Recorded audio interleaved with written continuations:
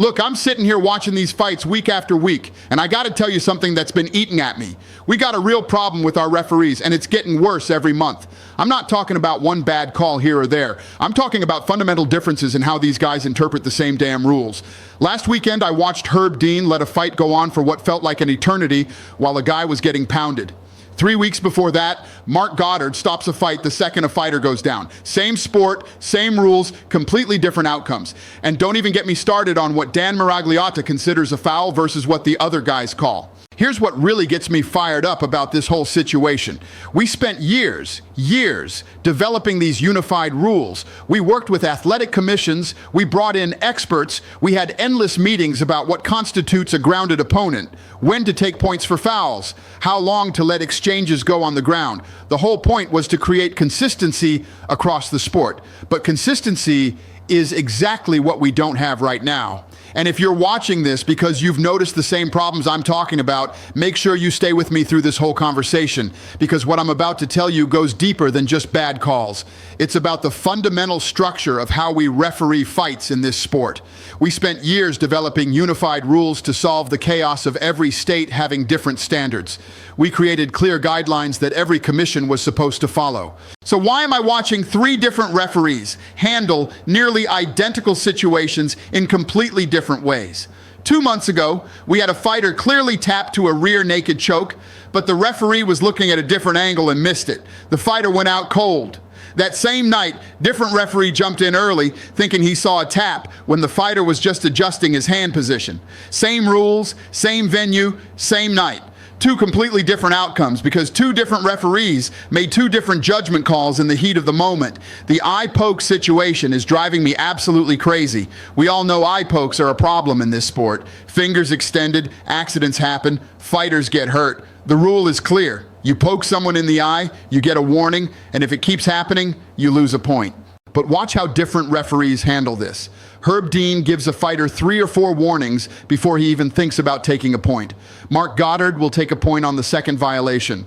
Dan Miragliotta might take a point immediately if he thinks it was intentional, or he might let it slide completely if he thinks it was accidental. The fighters don't know what to expect. The fans don't know what to expect. Hell, half the time I don't know what to expect, and I've been doing this longer than almost anyone. This is exactly the kind of behind-the-scenes reality that most people never hear about, and it's why these conversations matter.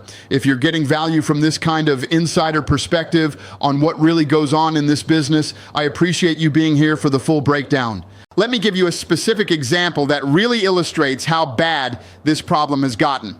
We had a situation last year where a referee stopped a fight because he thought a fighter was done, but the fighter immediately got up and started protesting. Replay showed the guy was hurt, but definitely not finished. He was still defending, still trying to improve his position, but the ref made a split-second decision based on what he saw in that moment. That's the thing about refereeing. These guys have to make life-changing decisions in real time. A bad stoppage can cost a fighter hundreds of thousands of dollars, maybe millions depending on what's at stake. Stop it too early, you rob someone of a potential comeback. Stop it too late, you put someone's health at serious risk. I get it. It's an impossible job. But that's exactly why we need consistency. The problem gets even more complicated when we're dealing with international fights. We go to London, we get English referees who might interpret the rules slightly differently than American refs. We go to Australia, same thing. Every commission thinks they know better than the Unified Rules Committee. I'll give you a perfect example of this. We did a card in Manchester a few years back, and the local referee had a completely different approach to clinch work than what our fighters were used to. In America, referees typically give fighters more time to work in the clinch, especially if there's active grappling or striking happening. This particular referee was breaking up clinches after just a few seconds, even when both fighters were actively working. The fighters had no idea how to adjust. They'd trained their whole camps expecting one set of standards, and suddenly they're dealing with completely different officiating in the biggest fight of their careers. That's not fair to anyone involved. And don't think fighters haven't noticed this. They study referees now like they study opponents. They know Herb Dean typically lets fights go longer, so they'll adjust their strategy accordingly. They know Marc Goddard is quicker to take points for fouls, so they'll be more careful about eye pokes and fence grabs. That's not how this sport should work. The rules should be the rules, regardless of who's officiating. Here's what really bothers me about this whole mess. We're trying to build legitimacy for this sport. We want people to take mixed martial arts seriously, to see it as a real sport with real rules and real consequences. But when the officiating is inconsistent, it makes us look amateur. I've had conversations with reporters who ask me point blank, how can you call this a sport when the same action gets different outcomes depending on which referee is working? And honestly, that's a fair question. In football, a holding call is a holding call whether you're watching a game officiated by referee A or referee B. Sure, there might be some variation in judgment calls, but the basic interpretation of the rules stays consistent. The grounded opponent rule is another nightmare. We changed this rule a few years ago to try to make it clearer. Used to be if you had one hand on the ground, you were considered grounded and couldn't be kicked or kneed in the head. Fighters were gaming the system, putting one finger down just to avoid head strikes. So we updated the rule. Now you need to have both hands down or a hand and a knee, something more substantial. Should have made things clearer, right? Wrong. Now we got referees interpreting substantial contact differently. One ref says if your fingertips are touching the ground, you're grounded. Another ref says you need your whole palm down. A third ref says it depends on whether you're using that hand for support or just touching. Same rule, 3 different interpretations, 3 different outcomes for fighters who might be in identical positions. I watch these fights from the production truck with multiple angles that the referee can't see. The technology exists to help these guys with additional officials watching monitors and instant communication systems, but athletic commissions aren't ready for that level of change. Here's where it gets personal for me. I've got relationships with these referees. Herb Dean has been working UFC fights for over 15 years. He's officiated some of the biggest fights in our history. Marc Goddard is one of the most respected refs in the business internationally. Dan Miragliotta has been doing this almost as long as I have. These aren't bad referees. They're experienced, dedicated professionals who genuinely care about fighter safety and the integrity of the sport. But they're human beings making human decisions under extreme pressure. The problem isn't the individual referees, it's the system. We're asking these guys to be perfect in situations where perfection is impossible, and we're not giving them the tools or training they need to be as consistent as possible. I've been pushing for more referee training, more continuing education, more opportunities for these guys to get together and discuss how to handle difficult situations. Some commissions are receptive to this. Others think their guys don't need additional training. That attitude is killing us. Sports evolve, techniques evolve, fighters evolve. Why wouldn't officiating evolve too? The stoppage issue is probably the most controversial aspect of all this. Early stoppage versus late stoppage. It's a no-win situation for referees. Stop a fight too early, and everyone says you robbed the losing fighter of a potential comeback. Stop it too late, and everyone says you put the losing fighter's health at risk. I've seen both sides of this, and it's heartbreaking. I've watched fighters suffer unnecessary damage because a referee let a fight go on too long. I've also watched fighters lose fights they might have won because a referee jumped in too quickly. The worst part is different referees have different thresholds for what constitutes a defenseless fighter. Some referees will stop a fight the moment a fighter stops actively defending. Others will let it continue as long as the fighter is moving or showing any sign of consciousness.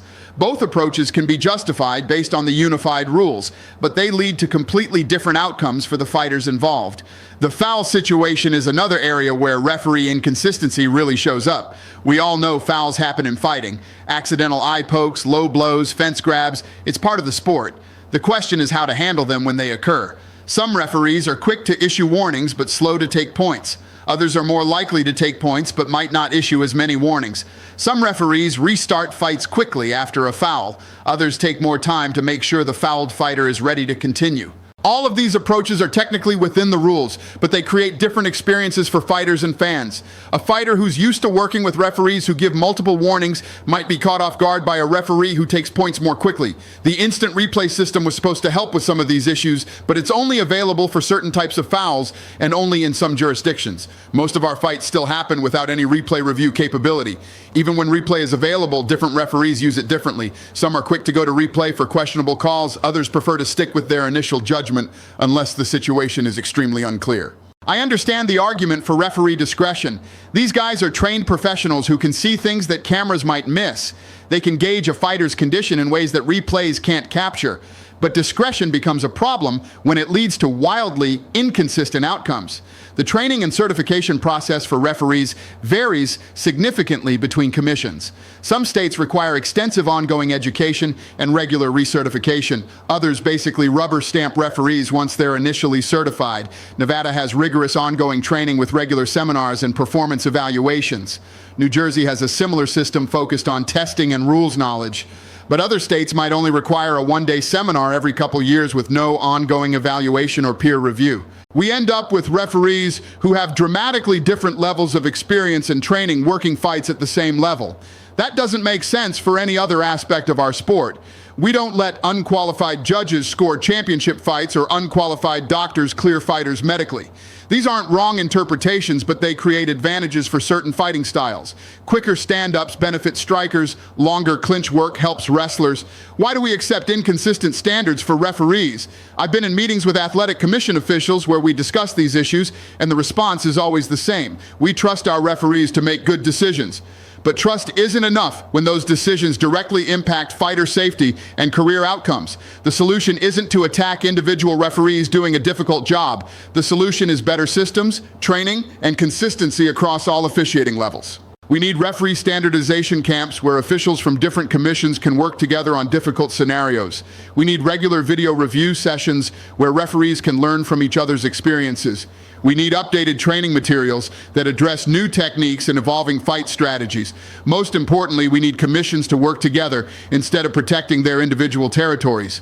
The unified rules were supposed to create unity across the sport, but that unity breaks down when every commission interprets those rules differently. This isn't just about making my job easier or reducing complaints from fighters and fans. This is about the long-term credibility and growth of mixed martial arts as a legitimate sport.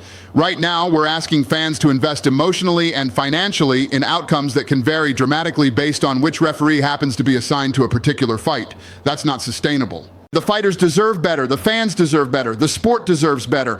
We've got the framework in place with the unified rules. We've got experienced, dedicated referees who want to do the right thing. What we need now is the commitment from athletic commissions to prioritize consistency and standardization over their individual preferences and traditions.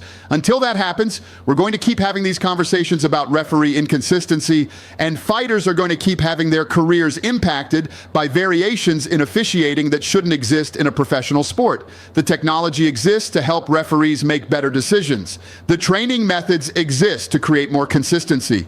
The framework exists through the unified rules. What we need now is the will to implement these solutions across all levels of the sport, regardless of which commission is involved or which referee is working. Because at the end of the day, this sport is about the fighters and their performances inside that octagon.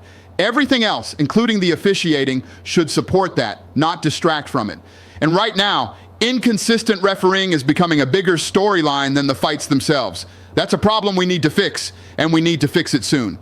If this breakdown gave you insight into what we're really dealing with behind the scenes, I hope you'll stick around for more of these deeper conversations about the business side of fighting and what it takes to run the biggest mixed martial arts organization in the world. The reality is, every decision we make at the highest levels of this sport has ripple effects that go all the way down to the fighters stepping into that octagon. When referees aren't consistent, it doesn't just affect one fight. It affects how fighters prepare, how they strategize, and how they approach every aspect of their careers. We're not just entertainment, we're not just a business. We're a sport with real athletes putting their bodies and their futures on the line every time they compete. They deserve officiating that matches the level of dedication and professionalism they bring to their craft. The path forward isn't complicated, but it requires everyone, commissions, referees, and organizations like ours, to prioritize the integrity of competition over convenience and tradition. That's how we build something that lasts, and that's how we give these fighters the platform they've earned. Here's where I stand on this right now. We're going to keep pushing for better referee training and standardization, whether the commissions want to hear it or not. The fighters deserve consistency, the fans deserve consistency, and this sport deserves better than what we're seeing with officiating right now. Some people might not like hearing this, but that's reality, and somebody needs to say it.